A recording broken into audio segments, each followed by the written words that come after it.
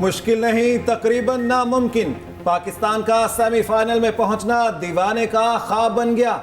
New Zealand की जीत ने मुश्किलात का केटू खड़ा कर दिया। सादा जीत पाकिस्तान के कुछ काम ना आ सकेगी।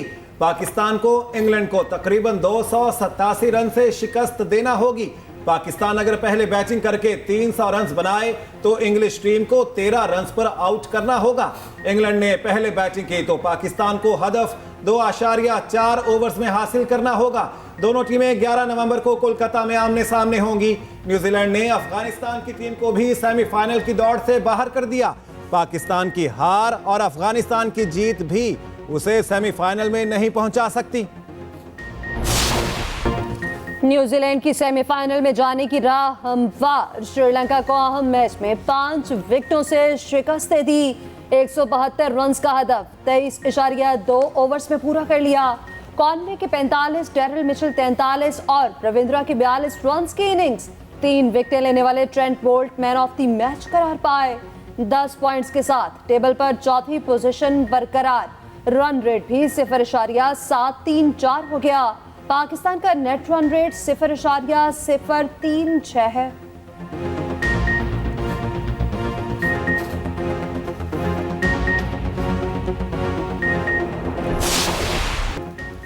इस्राइल फिरौन के नक्शे कदम पर चल रहा है। निगरान वजीर आजम अनवारुल हक काकड़ का गजा में फौरी जंगबंदी का मुतालबा। ताशकंद में इक्तसादी ताउन तंजीम के इजलास में गजा में जारी बर्बरियत की मजम्मत की। कहा ECO के तमाम ममालिक गजा में जंगबंदी के लिए किरदार अदा करें। पाकिस्तान में सरमायाकारी के वसी मौके मौजूद हैं। वजीर आजम का दौरा मुकम्मल, इस्लामाबाद वापसी।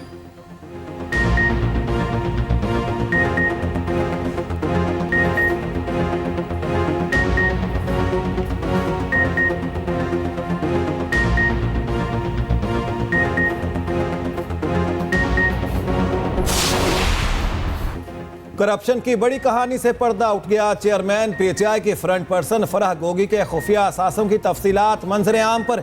2017 से 2020 तक ज़ाहरी और गैर ज़ाहरी असासों में 4 अरब 52 करोड़ रुपए का हैरत अंगेज इजाफा हुआ। फराह गोगी ने 2020 में 95 करोड़ रुपए के असासों को तस्लीम किया। उससे हटकर 3 अरब 82 करोड़ के असासे निकल आए। सिर्फ 3 सालों में ज़ाहरी असासे 420% बढ़े। गैर ज़ाहरी असासों में 15,000% इजाफा हुआ। तमाम असासे फराह गोगी की ज़ाती मिल्कियत निकले। शोहर एहसन जमील गुज्जर और रिश्तेदारों के असासे अलहदा हैं। SECP के रिकॉर्ड के मुताबिक फराह गोगी 8 कंपनियों में हिस्सेदार भी हैं। 2018 में ऐलान की गई टैक्स एमनेस्टी स्कीम का भी भरपूर फायदा उठाया। 489 मिलियन रुपए से जायद काला धन रेगुलराइज करवाया। तहकीकात में फराह और उनके शोहर के 102 बैंक अकाउंट सामने आए। मालियत 14.5 अरब रुपए है।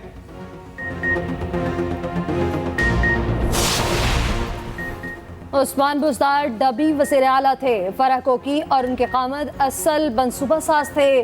पंजाब में DPO से पटवारी तक ट्रांसफर पोस्टिंग का शेयर चाहता था। रहनुमा नून लीग अतातारड़ के इल्जाम। कहा फराह गोगी पकड़ी जाती तो फर बोलती। चेयरमैन PTI ने फराह गोगी की करप्शन में सहूलतकारी की। इक़्तिदार खत्म होता देख चेयरमैन PTI ने फराह गोगी को बाहर भेज दिया। बुशरा बीबी को भी जेल में होना चाहिए। राना सनाउल्लाह ने कहा फराह गोगी को वापस लाने के लिए तरीकाकार है। तहकीकाती इदारे उस पर काम कर रहे हैं।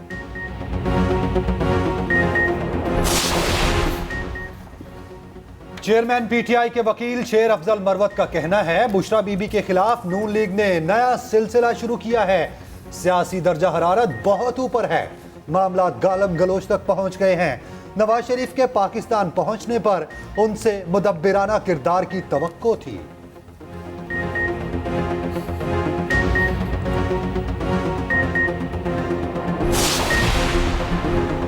पंजाब में नाफिज जुज़वी लॉकडाउन में तब्दीली। लाहौर समेत स्मॉग से मुतासिरा अजला में आज और कल कारोबार खोलने की इजाज़त।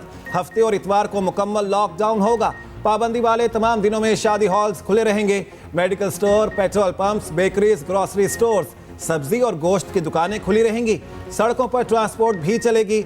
मैन्युफैक्चरिंग के लिए तमाम सनतें खुली रहेंगी। फैक्ट्री आउटलेट्स और सेल पॉइंट्स मुकम्मल बंद होंगे। रेस्टोरेंट से सिर्फ होम डिलीवरी की इजाज़त होगी। लाहौर में ट्रैफिक को महदूद तरीन किया जाएगा। तमाम टेक अवेज मुकम्मल बंद होंगे। तफरीही मकामात, सिनेमा घर, थिएटर और जिम चारों दिन बंद। 10 से 12 नवंबर तक तमाम बैंक बंद रहेंगे। सरकारी और निजी दफातर, तालीमी इदारे और पार्क्स भी बंद रहेंगे। कमिश्नर लाहौर के जुमे को ताजिरों से रजाकाराना कारोबार बंद रखने की अपील। स्मार्ट लॉकडाउन के दौरान सेफ सिटी कैमरों से मॉनिटरिंग होगी।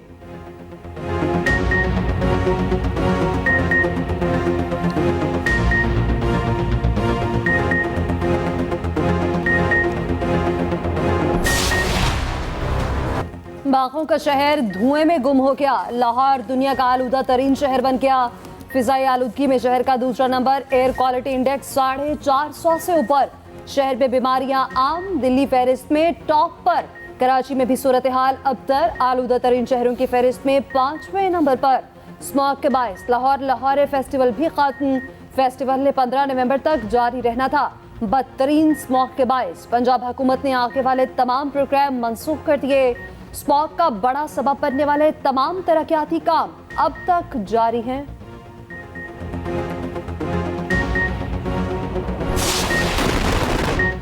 खून और बारूद की बू से गजा सुलग गया। फलस्तीनियों का शहर खंडर में बदल दिया गया।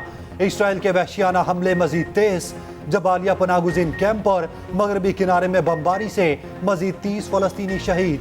खान यूनस में भी रिहायशी इमारतों पर बेदरेग हमले। गजा के सबसे बड़े अल शिफा अस्पताल के करीब जोरदार धमाका। इस्राएली हमलों में शहीद फलस्तीनियों की तादाद 10,500 से जायद हो गई। एक माह में 40 से जायद सहाफ़ी भी जान से जा चुके। आलमी इदारा सेहत ने गजा में बीमारियां फैलने का शदीद खतरा जाहिर कर दिया। फलस्तीनी वजीर आजम ने दुनिया के सामने सवालात रख दिए। पूछा, जंग रोकने के लिए कितने फलस्तीनियों को जान देना पड़ेगी?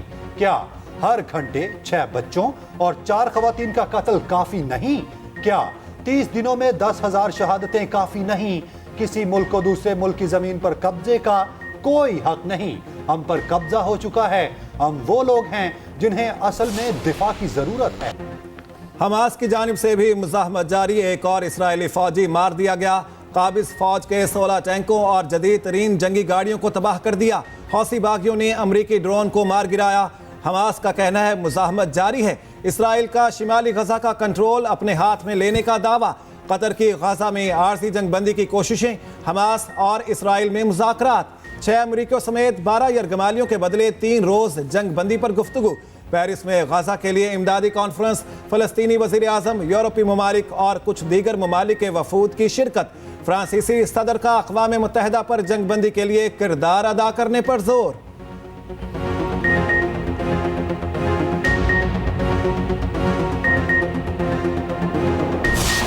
माना कि तेरी दीद के काबिल नहीं हूं मैं, तू मेरा शौक देख, मेरा इंतजार देख।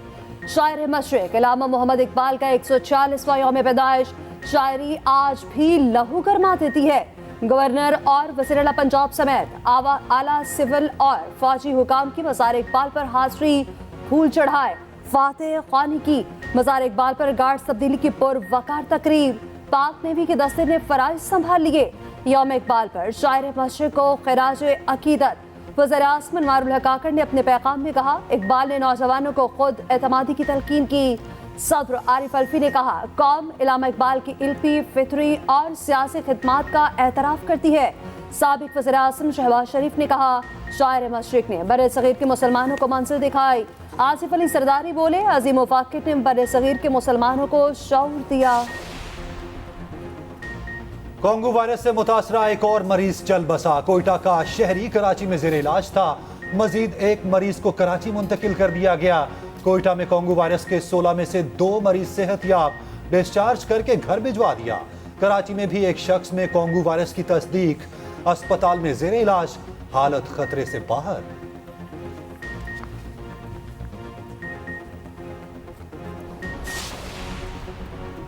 जहांगीर तरीन का हकीकी नया पाकिस्तान बनाने का ऐलान। टेक्सला में अवामी इज्तिमा से खिताब में कहा, पुरानी बातें भूल कर आगे जाना चाहते हैं। सियासी जमातें एक दूसरे से ना लड़ें। कोशिश करेंगे हक के लिए आवाज़ बढ़ाएं और आगे बढ़ें, पहले अवाम का सोचेंगे। अलीम खान ने कहा, चेयरमैन पीटीआई हमें रियासत मदीना बनाने का बताते थे, घर में फराह गोगी जाती तिजोरियां भर रही थी।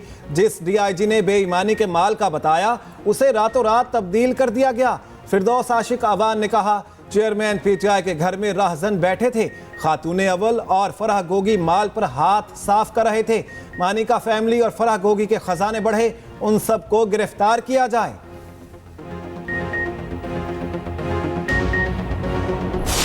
आज आप कहें एक मखसूस जमात के लोगों के मुतल्लिक कि उसको छोड़ दिया जाए, उसको बांध लिया जाए, आप ये क्यों नहीं कहते? आज भी मैं आईनी अदारों से रिक्वेस्ट करता हूं कि लेवल प्लेइंग फील्ड ये है कि आप नवाज शरीफ के पेंडिंग केस जो हैं उनकी एक डेट फिक्स की जाए ताकि इंतखाबात से पहले जो इंसाफ के तकाजे हैं वो पूरे हों। आरिफ अलवी 9 मई वाकयात की मजम्मत क्यों नहीं करते? आज भी आप इकरार करते हैं चेयरमैन पीटीआई के वर्कर हैं। अगर कोई 9 मई के पौधे की परवरिश करना चाहता है तो ये गलत है। रहनुमा नून लीग जावेद लतीफ ने सदर को निशाने पर ले लिया, मुतालिबा किया आम इंतखाबात से पहले नवाज शरीफ और चेयरमैन पीटीआई को इंसाफ दिया जाए, पता चले कौन मुल्क का खैर ख्वाह है, कौन मुजरिम है तो सजा मिलनी चाहिए। यह भी कहा कि वज़ीर आज़म जियाला होगा या मतवाला, ये किसी की ख्वाहिश तो हो सकती है, असल पता इंतखाबी नताइज के बाद मालूम होगा। राना सनाउल्लाह बोले, नवाज शरीफ आइंदा इंतखाबात में हिस्सा लेंगे। नवाज शरीफ जल्द चौधरी शुजा समेत सियासी कायदीन से मिलेंगे। आसिफ अली जरदारी का हक है लाहौर के वज़ीर आज़म का रास्ता रोकें, -9 मई करके पीटीआई अरकान से बातचीत के लिए तैयार हैं।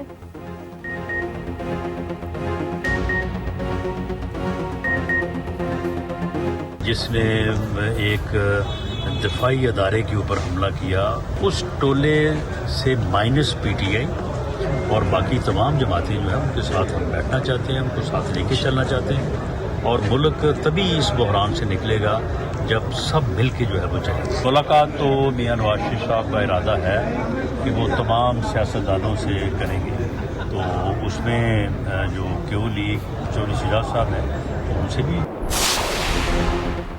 पीटीआई के साबिक वुज़रा अली नवाज अवान और आमिर डोगर मानसहरा से गिरफ्तार। दोनों साबिक एमएनएज मानसहरा में रज़ाउल्लाह खान के घर में पनाह लिए हुए थे। कजन रज़ाउल्लाह खान के मुताबिक इस्लामाबाद पुलिस ने गिरफ्तार किया। पीटीआई की गिरफ्तार कारकुन सनम जावेद जिस्मानी रिमांड पर पुलिस के हवाले 2 दिन के लिए पुलिस की तहवील में दिया गया।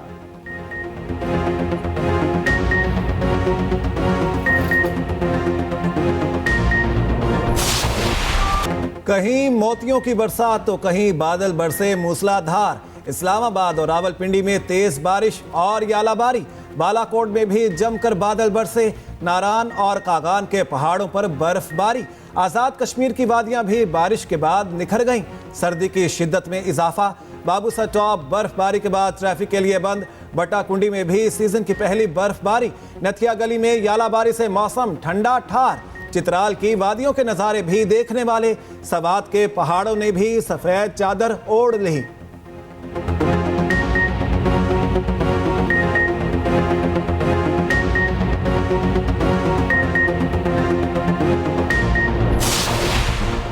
निगरान वज़ीर आला सिंध और सूबाई वज़ीर सेहत आमने सामने। तर्जुमान वज़ीर आला सिंध का कहना है कि मकबूल बाकर के दौरों से साबित हुआ वज़ीर सेहत डॉक्टर साद खालिद नियाज अस्पतालों को बेहतर करने में बुरी तरह नाकाम रहे। डॉक्टर्स के साथ दुश्मनियां निभाने में मसरूफ रहे। इजलासों को इसलिए मुलतवी करवाया उनकी नाकिस कारकर्दगी का जायजा न लिया जा सके। निगरान वज़ीर सेहत की जुबान कोई मुहसिब या पेशावर डॉक्टर इस्तेमाल करने का सोच भी नहीं सकता। उनकी गलत बयानी और बेहूदगी से जाहिर है कि झूठ की कोई बुनियाद नहीं होती।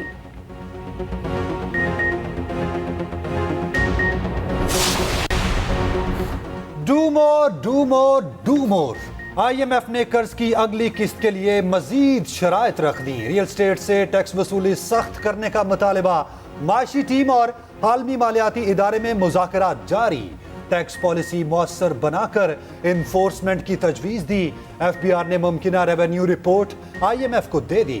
टैक्स पॉलिसी और इंतजामी अमूर के लिए कायम टास्क फोर्स पर भी ब्रीफिंग।